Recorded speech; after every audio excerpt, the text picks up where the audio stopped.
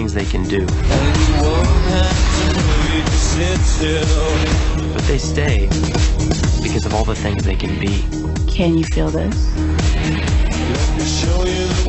Yeah. Hello, everyone. This is Matthew Brandon. Today, let's talk Ready Player One.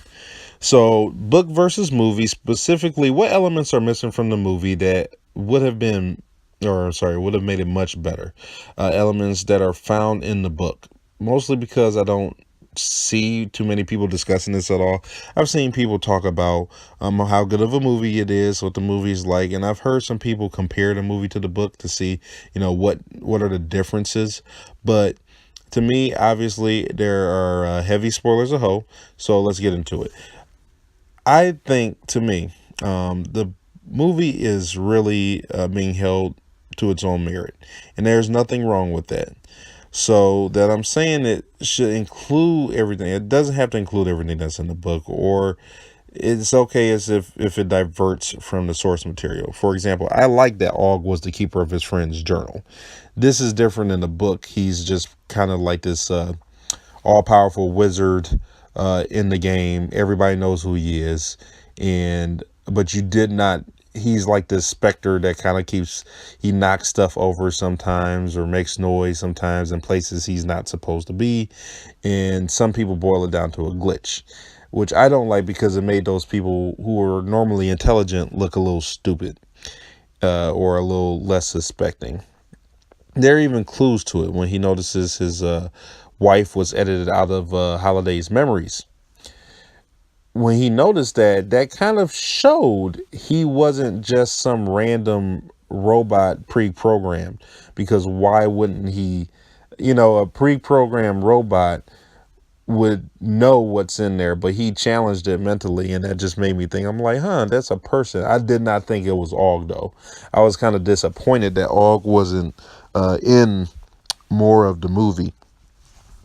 For example, that club scene, when you watch the movie, that club was actually Og's birthday party, and they completely cut him out of that because he was the one who took out all the robots. I was okay with that. That was fine. Either way it went, it was kind of a deus ex machina, so fine. That didn't matter.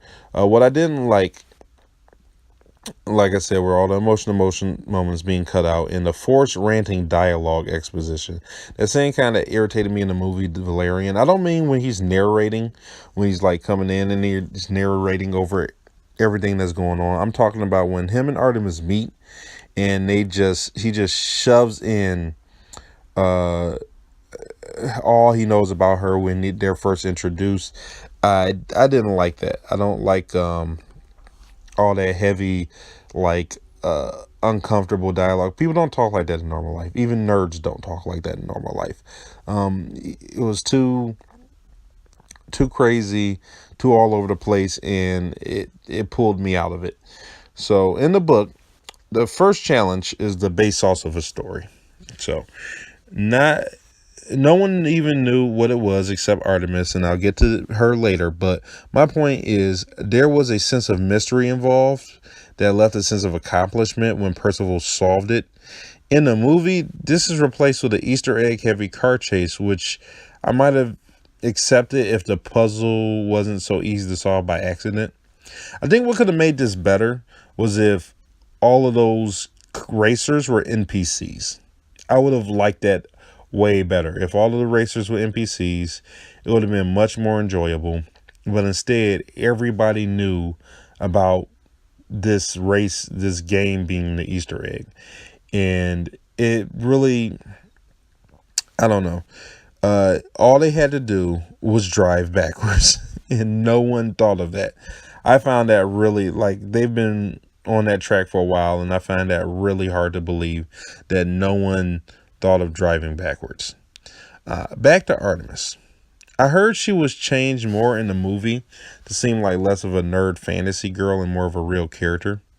I can kind of see how that may have been something worth changing, but I think they handled it so poorly, they made her worse anyway.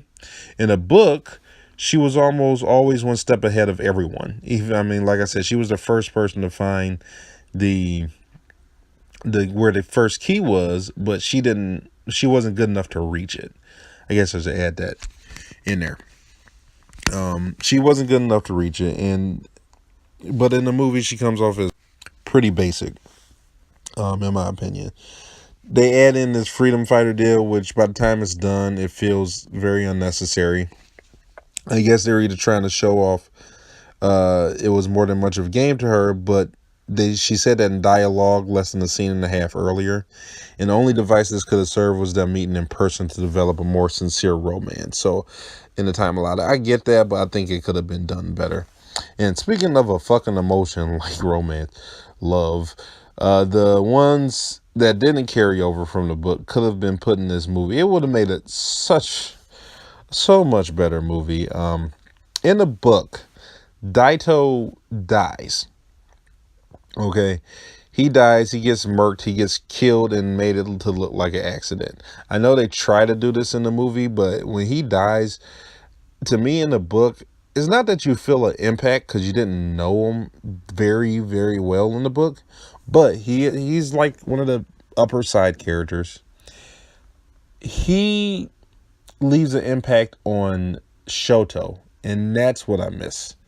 And it's just Shoto knowing that his best friend is dead.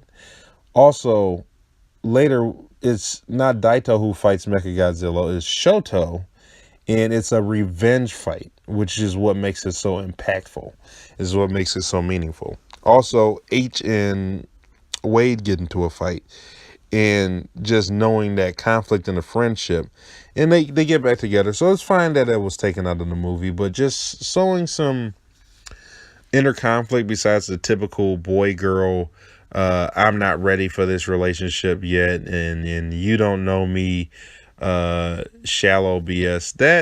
That took me out of it. But all that being said, it's a very good movie, especially into a millennial like me, likes the 80s, needs a nostalgia trip. It's good. It is definitely worth watching. So if you haven't seen it yet, and I'm sorry I spoiled everything for you, but if you have seen it, let me know what you think. And if you like this kind of commentary, like you want to see more like book versus movie, feel free to like comment, subscribe. It's doing something like that. That's the only way I'm going to know to make more, know if I'm on the right track. So thanks for viewing. I hope you have a great day, and peace out.